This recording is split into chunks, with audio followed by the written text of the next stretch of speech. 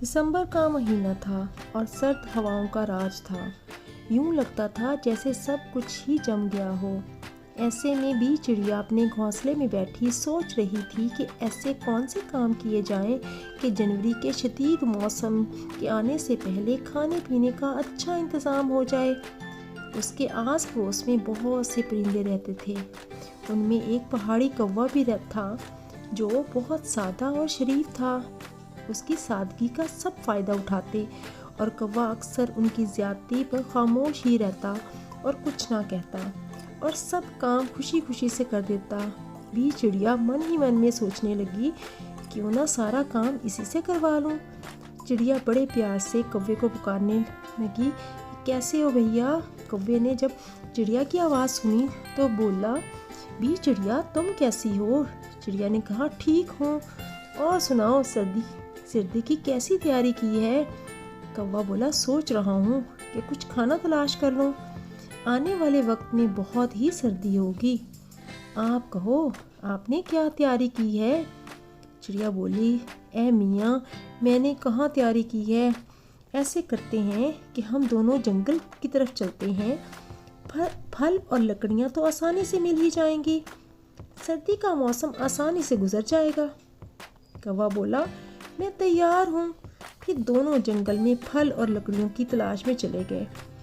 दोनों जब जंगल पहुँचे तो भी चिड़िया एक दरख्त पर बैठी कौवे को हुक्म देने लगी कि जाओ जाओ और लकड़ियाँ लाओ। इतनी लकड़ियों से क्या होगा, जल्दी से और लाओ, क्योंकि हमें वापस भी जंगल जाना होगा। जब अच्छी खासी लकड़ियाँ जमा हो गईं तो उसको 2 हिस्सों में बांट दिया गया। खुद छोटा गट्ठा और कौवे को बड़ा गट्ठा थमा दिया और कहा, दोनों घर की तरफ चलते हैं। घर पहुंचकर भी चिड़िया बोली, हम तो पड़ोसी हैं, क्यों ना ये लकड़ियां मेरे घर रख दें, यहाँ से ही इस्तेमाल कर लिया करेंगे। कौवा इस बात को मान गया। सारी लकड़ियां चिड़िया ने अपने घर में रख ली और दूसरा काम करवाने का सोचने लगी। फिर बोली, क्यों ना अब हम अनाज भी जमा कर लें, क्योंकि सर्दी तो अब बढ़ती ही जाएगी। थोड़ा अनाज तो मेरे पास है, मगर हमें और भी जमा कर लेना चाहिए। पहले कुछ खा लेते हैं, फिर अनाज लेने चलते हैं। चिड़िया ने कौवे को अनाज के चंद दाने दिए। खाने के बाद चिड़िया बोली, कौवे मियाँ, मैंने अनाज मुश्किल से जमा किया है, तुम तो जानते ही हो हमारे पड़ोसी कैसे हैं। अगर हमारा अनाज चोरी हो गया तो मुश्किल हो जाएगी। तुम ऐसा करो, आज तुम अनाज की तलाश में अकेले ही जाओ, मैं घर में अनाज की हिफाजत करूंगी। कौवा बेचारा सीधा साधा और भोला भाला था, इसलिए साथ वाले गांव में अनाज लेने चल पड़ा। जंगल के बाहर ही एक छोटा सा गांव था। वहां के खेतों में छलियां लगी हुई थी।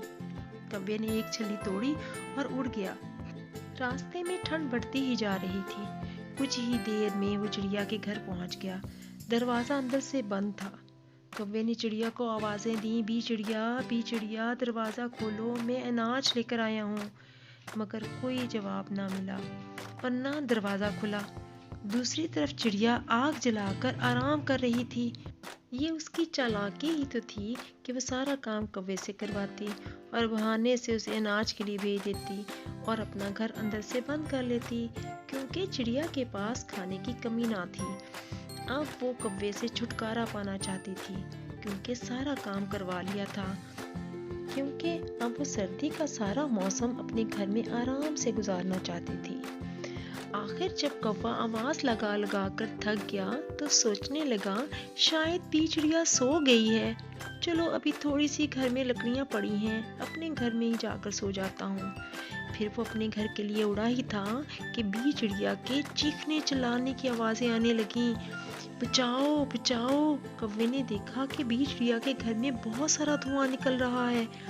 वो वापस मुड़ा, छत से भी चिड़िया को बाहर निकाला और चिड़िया तो बहुत ही सहम गई थी और कुछ देर तक कौवे के साथ ही रही।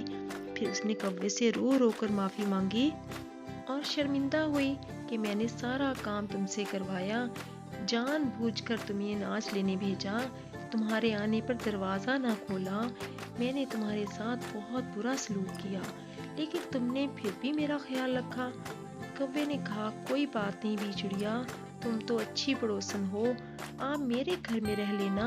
क्या हुआ जो तुम्हारा घर जल गया है? कल जंगल जाकर और लकड़ियां ले आऊंगा। अनाज तो मैं आज ही लेकर आया था। फिर कौवा भी चिड़िया को लेकर अपने घर की तरफ चल पड़ा।